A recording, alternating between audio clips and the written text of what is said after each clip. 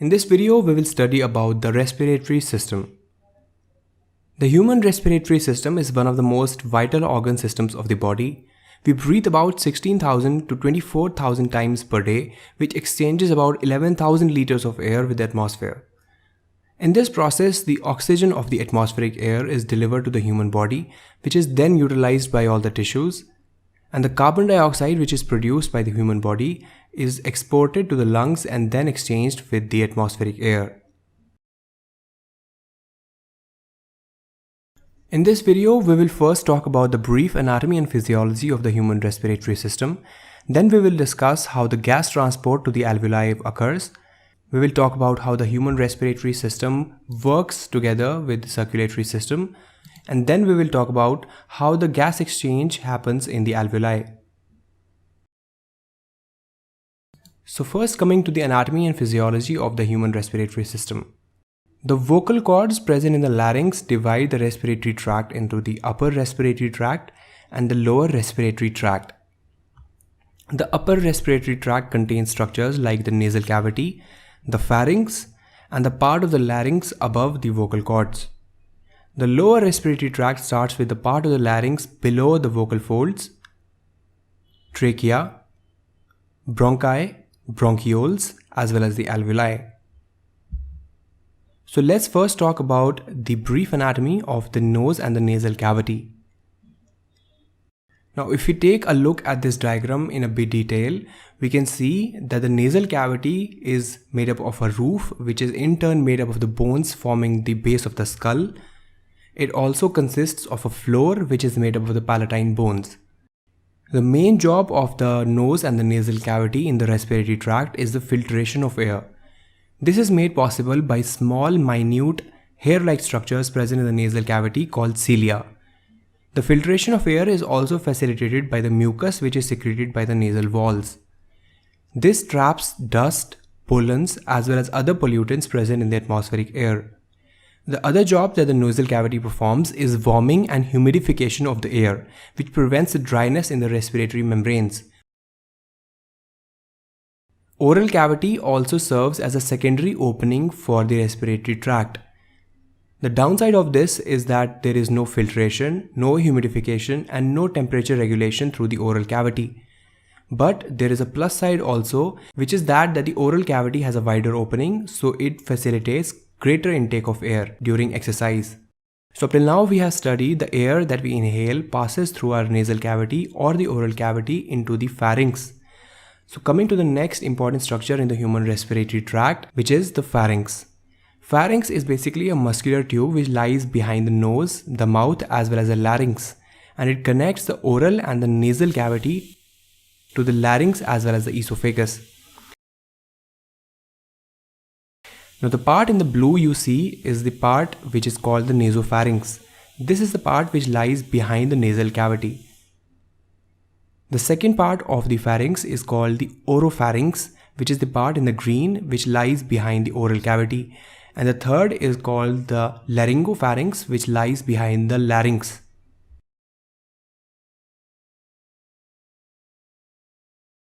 So the air that we inhale through our nose or through our oral cavity passes back into the pharynx.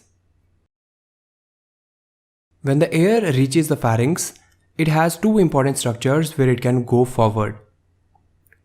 The first is the trachea, which lies in the front, and second is the esophagus, which lies at the back.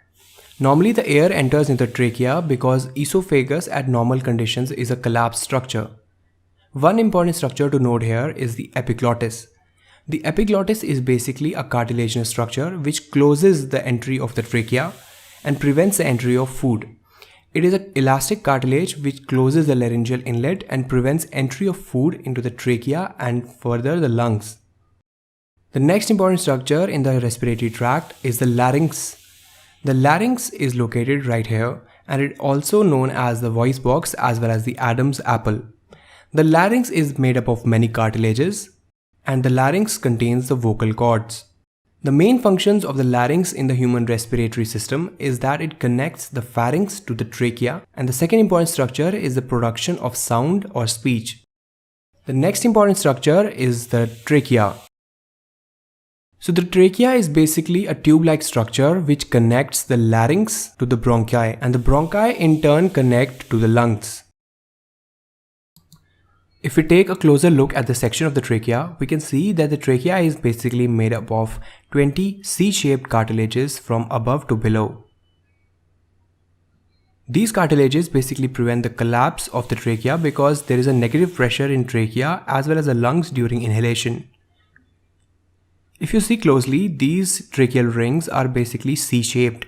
These are not completely circular because esophagus lies behind the trachea, and if these rings were circular, they would have compressed the esophagus during swallowing, and this could have led to choking. The trachea then divides into the primary bronchi. Now this is called the primary bronchi because it is the first division of the trachea. The primary bronchi then divides into secondary bronchioles, and then the secondary bronchioles divide into the tertiary bronchioles. Now what happens next is that these tertiary bronchioles again divide for about 20 divisions to form the conducting bronchioles. So you can see the tertiary bronchioles divide many times to form very small sac-like structures. The tertiary bronchioles lead into the conducting bronchioles. The conducting bronchioles then form a 4 to 5 division series of respiratory bronchioles. These respiratory bronchioles are in turn connected to the alveoli. The alveoli are sac-like structures in which the actual gas exchange happens. The conducting bronchioles are called conducting bronchioles because no gas exchange happens in them since they have large or thick walls. But respiratory bronchioles have very thin walls and some amount of gas exchange can happen in these respiratory bronchioles. But majority of the gas exchange happens in the alveoli because of their close proximity to the blood vessels. The division of the bronchioles to such an extent increases the effective surface area of the lungs. So the air that we inhale finally reaches into the alveoli. Now let's look at this diagram to understand how the respiratory system of our body works in conjunction with the circulatory system to provide gas exchange. In this diagram, you can see the lungs, the heart as well as the circulation pool of the body showing the deoxygenated blood in blue color as well as the oxygenated blood in the pink color. The heart receives all the deoxygenated blood from the body through the superior as well as the inferior vena cava. This blood has a low concentration of oxygen and this is then pumped to the lungs through the pulmonary arteries. In the lungs, this deoxygenated blood is subjected to gas exchange, which converts it into oxygenated blood, which is pumped back to the heart. The heart then pumps this oxygenated blood to the body, which utilizes the oxygen present in this blood. And again, this blood is converted into deoxygenated blood, which is pumped back to the heart. The heart pumps all the deoxygenated blood to the lungs through two main arteries, the right and the left pulmonary artery. Just as we saw with the previous branching pattern, that a single bronchus almost divides 20 to 25 times before the formation of alveoli. The similar phenomena happens with the large blood vessels that enter into the lungs. These blood vessels also divide several times, which leads to formation of small capillaries that are in extremely close contact with the alveoli. Due to this, the cardiac output that comes in the large vessels divides into many small streams of blood.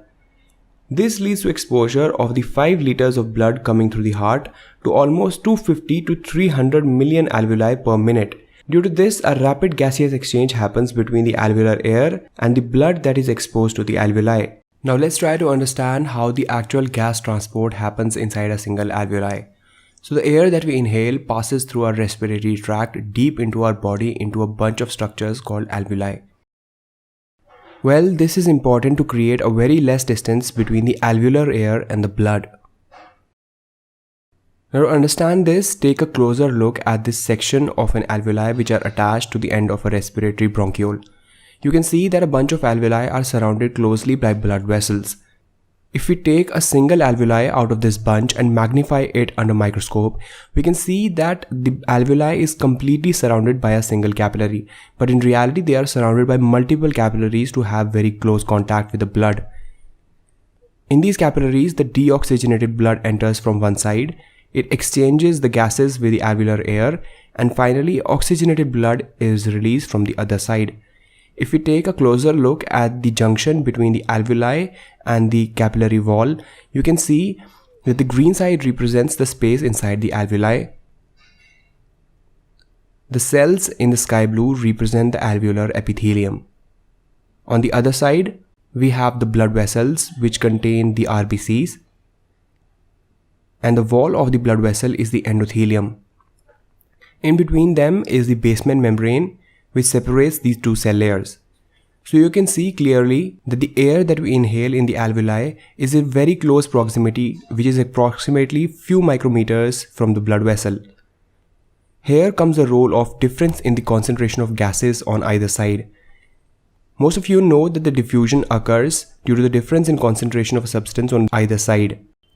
So if we take a look at the concentration difference of the alveolar air and the blood of carbon dioxide and oxygen, we can see that the alveolar air has a low concentration of carbon dioxide as compared to the blood, which has a higher concentration, whereas opposite of that is true in case of oxygen, where high concentration of oxygen is present in alveolar air as compared to low concentration of oxygen in the blood.